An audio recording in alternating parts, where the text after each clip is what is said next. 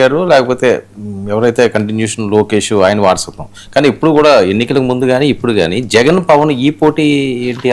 అందులో రాజకీయం చాలా ఉన్నట్టుగా ఉంది. అందులో అక్కడే తెలుగుదేశం లేదా చంద్రబాబు నాయుడు రాజనీతి ఉండాలి.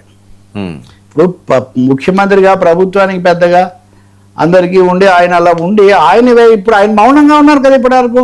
నేను అదే అడుగుతున్నా. ఇది ఆయనేమో సాయి కృష్ణ తల్లిని పిలిపించి మాట్లాడారు, సహాయం చేస్తానన్నారు.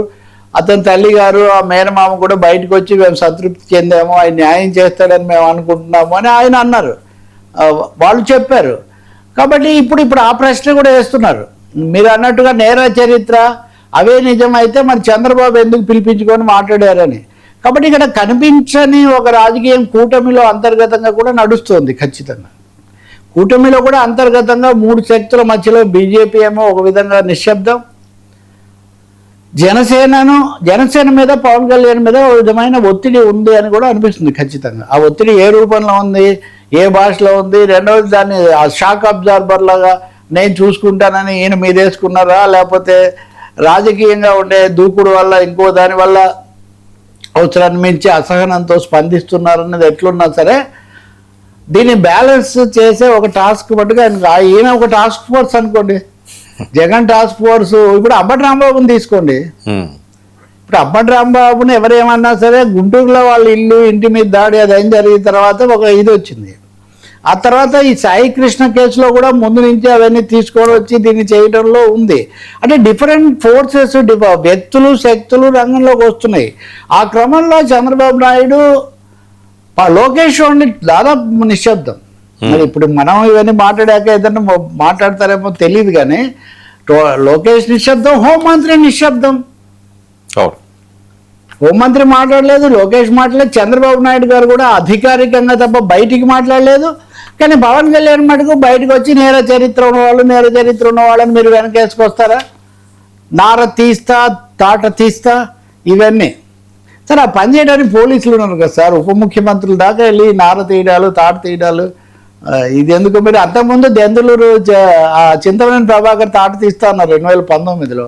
ఇప్పుడు తాట ఏం తీయట్లేదు కదా, ఇప్పుడు మనతో పాటు కూర్చొని స్నేహ గీతాలు పాడుతున్నారు కదా. రాజకీయాల్లో వాస్తవికంగా మాట్లాడాలి, కొన్ని నామ్స్ ఉంటాయి, కొన్ని వాటి ప్రకారం వెళ్ళాల్సి వస్తుంది. టేకన్ ఫర్ గ్రాంటెడ్గా అది వైసీపీ కావచ్చు, బీజేపీ కావచ్చు, లేదా ఇంకోరు కావచ్చు, టేకన్ ఫర్ గ్రాంటెడ్గా ఏమీ జరగదండి. నాకు ఆ విషయం చంద్రబాబుకి అయితే బాగా తెలుసు, ఆయనకున్న దాంట్లో. So Chandrababu is playing safe. ఒక విధంగా చెప్పాలంటే ఆయన చాలా చాకచక్యంగా ఈ వ్యవహారం తను తీసుకోవాల్సిన చర్యలు చేస్తున్నట్టు ఆయన చేస్తున్నారు. ఈ ఆవేశం, ఈ బాధ్యత మరి ఆయన చెప్పారో ఈయనే పెట్టి చెప్పకుండా చేస్తా అంటున్నారు కదా. ఇప్పుడు అది కూడా ఒక సమస్య.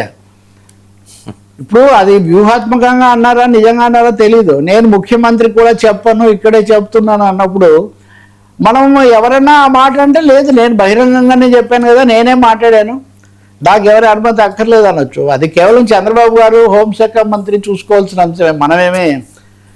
కానీ ఒకటి, ఇది బాగున్నంత వరకు, బాగా నడిచినంత వరకు, కానీ బాధ్యత ఎవరిది? మంత్రివర్గాన్ని అడుగుతారు, కానీ ప్రతి మంత్రి తన అన్నట్టుగా మాట్లాడితే ఏమవుతుంది? అలాగే ఈ కులాల వారీగా కూడా అవసరాల కోసం రకరకాలుగా ముందుకు తెచ్చి ఉద్రేకాలు పెంచితే దాని పర్యవసానాలు ఎలా ఉంటాయి? కాబట్టి ఈ కుల భాష ఎక్కడో చోట ఆపాల్సిన అవసరం ఒకటి ఉంది. మా రక్షణకు మేము పెట్టుకుంటామంటే దాన్ని ఎవరేమో అనలేరు. ఇప్పుడు వైసీపీ కాపు సభ లేదా టీడీపీ ఇంకో సభ అంటే మీరేం చేయలేరు, ఎందుకంటే కుల సంఘాల సభలకు పెద్ద పెద్ద మంత్రులతో సహా వెళ్తున్నారు కదా. కాబట్టి కుల సంఘాల సభలు జరుగుతాయి, అది వేరే విషయం. Sir Telangana versus